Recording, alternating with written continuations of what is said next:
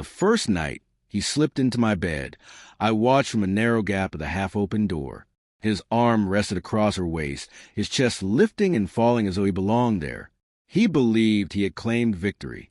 She believed she had destroyed me. Neither of them noticed a faint red glow blinking from the ceiling's corner. 2 months earlier, I had been a husband. I worked. I came home. I thought her smile was genuine. I trusted her laughter, her words, her excuses. Then one evening I saw it, his jacket hanging on the chair by the door. Not mine, not hers, his. A smear of her lipstick across the collar told me everything. I didn't scream, didn't plead. I just looked at her while she fixed her hair, still flushed from the encounter. She smirked, dared me to react. "Maybe you should make space for Johnson," she whispered. That was the moment I stopped being her husband. I signed the divorce papers without a word, sharp and clean, like a blade sliding into flesh. She thought my silence was surrender. What she didn't realize was that something new was taking shape inside me. Early mornings at the gym, late nights studying, investments, contracts, tracing money like a predator tracking prey. I sold what didn't matter. I built what did. The man she abandoned was weary and naive. The man who emerged afterward was colder, sharper, and relentless. They played house together like giddy teenagers. In my house. A house still tethered to me through clauses she hadn't bothered to read.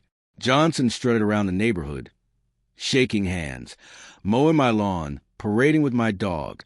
He didn't know my friends were still loyal. He didn't know their words found their way back to me.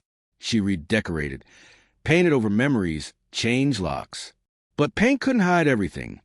The wires and the walls, the cameras disguised as smoke detectors, the silent eyes watching.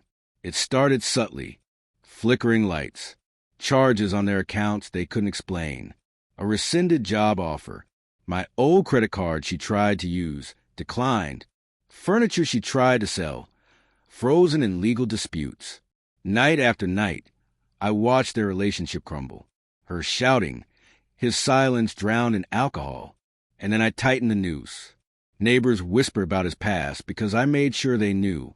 Employers received files because I sent them, photographs of him with women he'd never touched, staged perfectly, each strike measured, each cut controlled, enough to wound, never enough to kill. Then came the breaking point. A Friday night, rain tapping against the windows like knuckles on a coffin.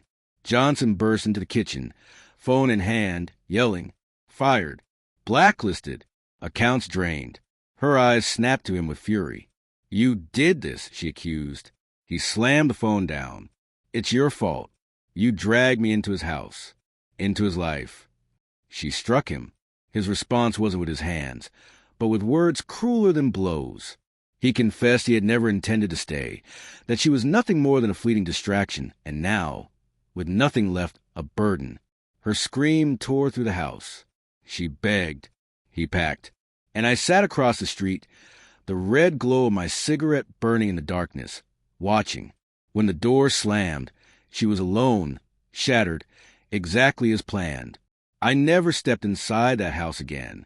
I sold within a week to a young couple ready for their own story. She discovered it like she discovered everything else, without warning, without kindness. Her message arrived late one night. Just one line. "How could you?" I never answered, because the truth is, I never cheated. I never lied. I never laughed while destroying a life. All I did was carve a place for justice. And justice always finds its way in,